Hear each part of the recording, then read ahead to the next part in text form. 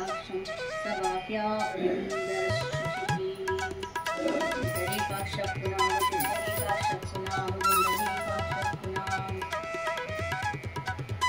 ममोपात समस्त दुर्दक्षयद्वारा श्री परमेश्वरी प्रीत्यर्थम् अस्माकं नमः। सर्वेषां क्षेमस्थैर्यवीर्यविजय आयुरारोग्य ऐश्वर्याणाभिवृद्ध्यर्थं समस्तमङ्गल अवाप्त्यर्थं मम श्री जगदम्बा श्रीमहालक्ष्मी प्रसादेन सकलबाधानिवृत्त्यर्थं सर्वाभीष्टफल अवाप्त्यर्थं धर्मार्थकाममोक्षचतुर्विधफलपुरुषार्थसिद्ध्यर्थं श्रीमहालक्ष्मी प्रसादे सिद्ध्यर्थं श्रीमहालक्ष्मी पूजनं करिष्ये।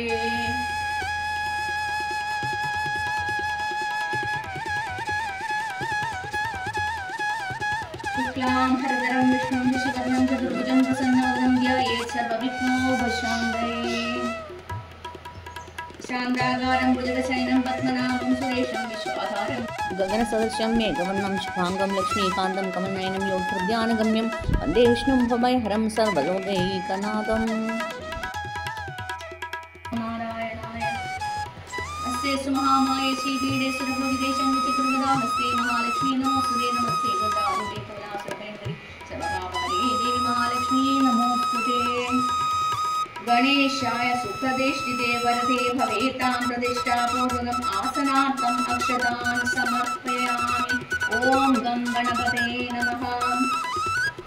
ॐ श्री महाविष्णवे सुप्रतिष्ठे वरदे भवेतां प्रतिष्ठापूर्वकम् आसनार्थम् अक्षतं समर्पयामि। ॐ नमो नारायणाय।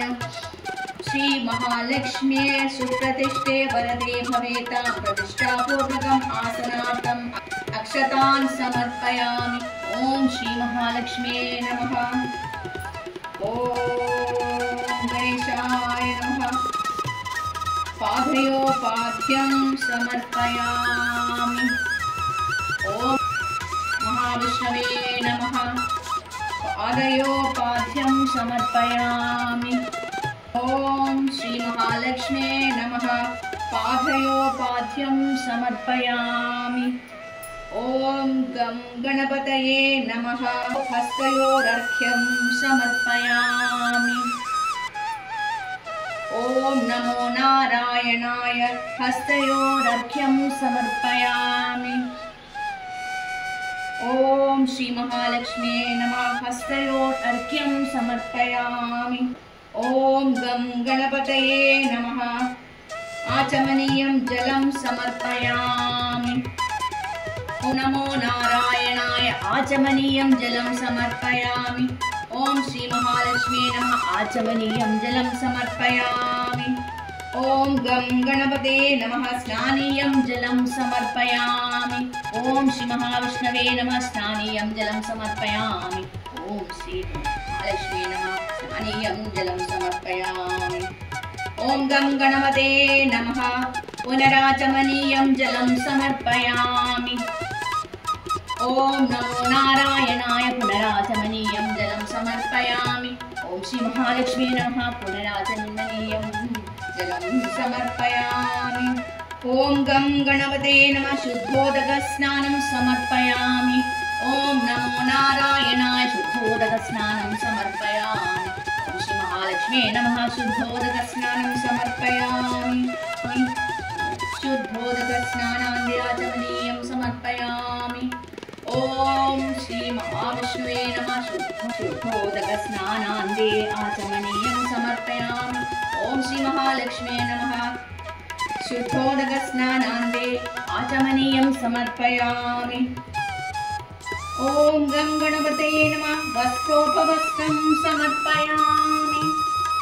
ॐ श्री महाविष्णवे नमः। वस्त्रोपवस्त्रं समर्पयामि। ॐ श्री महादेव्ये वस्त्रोपवस्त्रम्। ॐ गं गणपते नमः। यज्ञोपवीतं समर्पयामि। आचमनीयं जलं समर्पयामि। ॐ नमो नारायणाय। यज्ञोपवीतं समर्पयामि। आचमनीयं तुभ्यं जलं समर्पयामि। ॐ गं गणपते नमः चन्दनानुलेपनं समर्पयामि। ॐ नमो नारायणाय चन्दनानुलेपनं समर्पयामि। ॐ महालक्ष्मी नमः चन्दनानुलेपनं समर्पयामि। ॐ गं गणपते नमः अक्षतं समर्पयामि। ॐ महाविष्णवे नमः अक्षतं समर्पयामि। ॐ लक्ष्मी नमः अक्षतं समर्पयामि। ॐ गं गणपतये नमः दूर्वाङ्कुरान् समर्पयामि। ॐ नमो नारायणाय दूर्वाङ्कुरान् समर्पयामि। ॐ श्री महालक्ष्म्यै नमः दूर्वाङ्कुरान् समर्पयामि। ॐ गं गणपतये नमः सिन्दूरं सौभाग्यद्रव्यं च समर्पयामि। ॐ महाविष्णवे नमः सिन्दूरं सौभाग्यद्रव्यं समर्पयामि। ॐ श्री महालक्ष्म्यै नमः सौभाग्यद्रव्यं समर्पयामि। ॐ गं गणपतये नमः सुगन्धिद्रव्याणि समर्पयामि। ॐ नमो नारायणाय सुगन्धिद्रव्यं च समर्पयामि।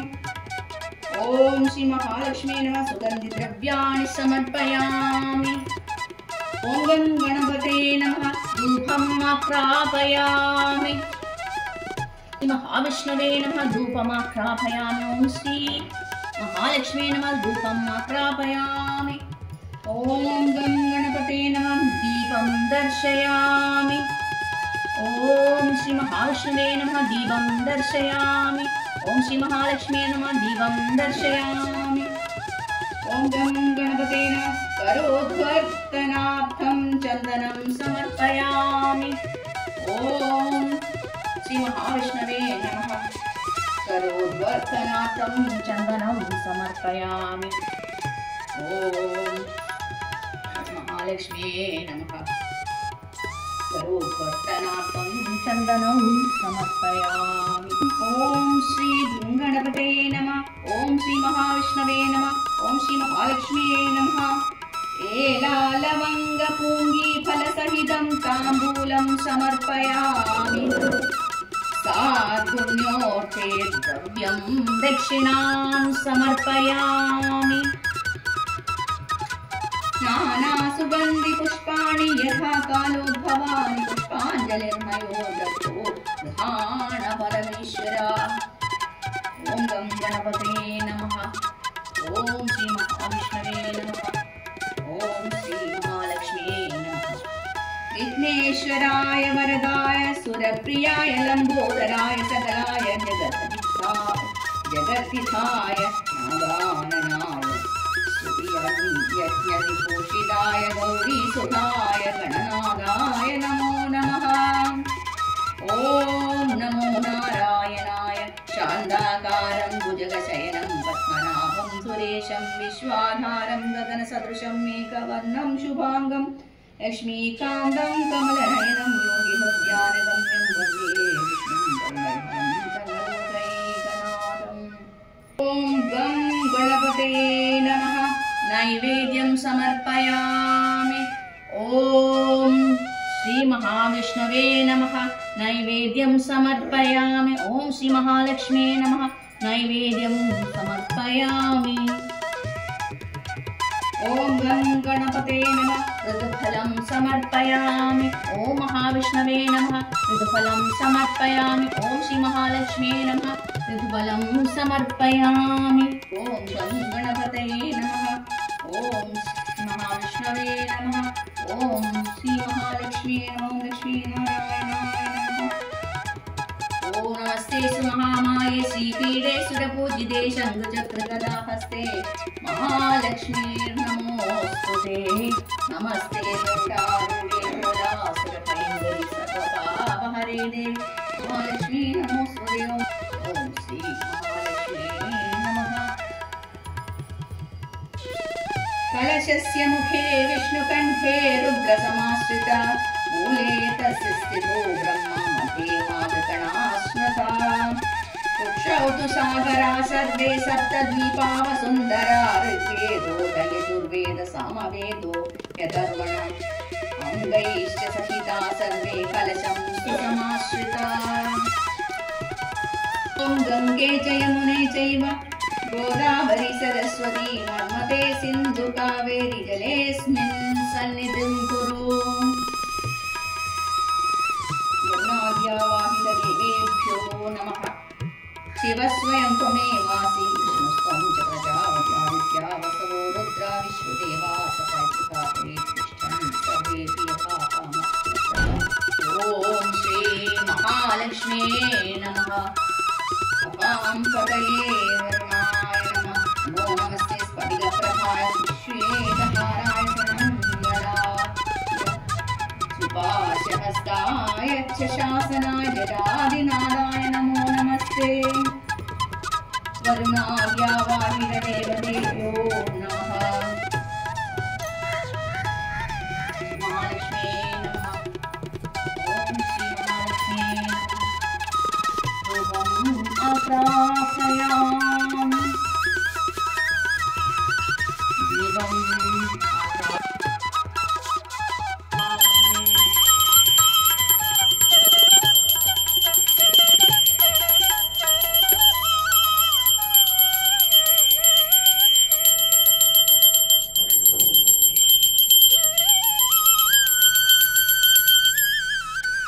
नानाविधफलं समर्पयामि ॐ श्री महालक्ष्मी नमः ॐ श्री महालक्ष्मी नमः नैवेद्यं समर्पयामि ॐ श्री महालक्ष्मी नमः दक्षिणां समर्पयामि ॐ लक्ष्मी नमः